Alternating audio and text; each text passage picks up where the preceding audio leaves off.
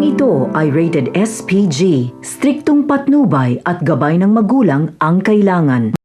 Nakahinga na nga ng malalim si Espinas nang tawagan siya ni Mr. Reyes at sinabi na napatay na si Congressman Sibilya.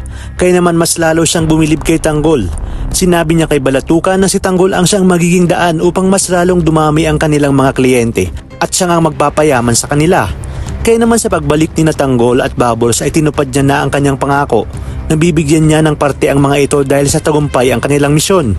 Hindi pa dito natatapos dahil agad na pinag-utos ni Espinas na ilabas mula sa pagkakabartolina ang mga kaibigan ni Tanggol at bigyan ito ng masasarap na pagkain. Ayon pa kay Espinas, simula umano ngayon, ang grupo na ni Tanggol ang siyang mangunguna sa pagpapanatili ng kapayapaan sa loob ng bilibid. Tuwang-tuwa naman ang kanyang mga kaibigan dahil sa wakas ay nakatikim na sila ng masasarap na pagkain. Maging si Bubbles ay hindi rin makapaniwala sa ipinakitang galing ni Tanggol na buong akala niya nga ay iniwan na siya sa ere, kung kaya't dito magsisimula na siyang makaramdam ng paghanga sa binata.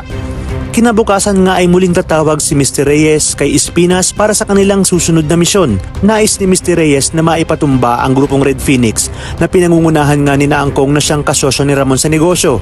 Batid ni Tanggol na si Naangkong at Troy ang dahilan kung bakit siya nasukol ng kapulisan at sila rin ang pinagnakawan niya ng napakaraming pera noon. Kaya naman hindi na siya nagdalawang isip na tanggapin ang misyon at gaya ng dati, si Bubbles pa rin ang kanyang makakasama. Mas kampante si Bubbles na kasama niya si Tanggol dahil alam niya ngang mas ligtas siya dito at kaya nga siyang ipagtanggol ni Tanggol kumpara dito kay Bong.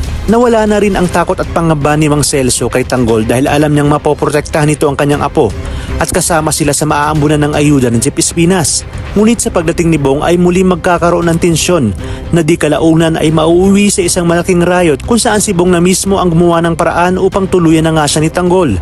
Sinabi ni Bong na wala pang nakakapagpatumba sa kanya kung kaya't dito susubukan niya si Tanggol na hindi niya nga alam na di hamak na mas magaling sa kanya.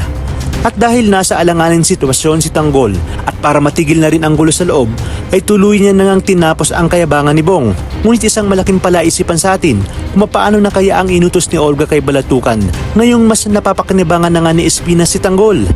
Kaya naman mga kapamilya, pakatutukan natin ang mas kapanapanabik na mga tagpo dito lang sa pambansang teleserye ng Sambayanan, ang FPJ's Batang Quiapo.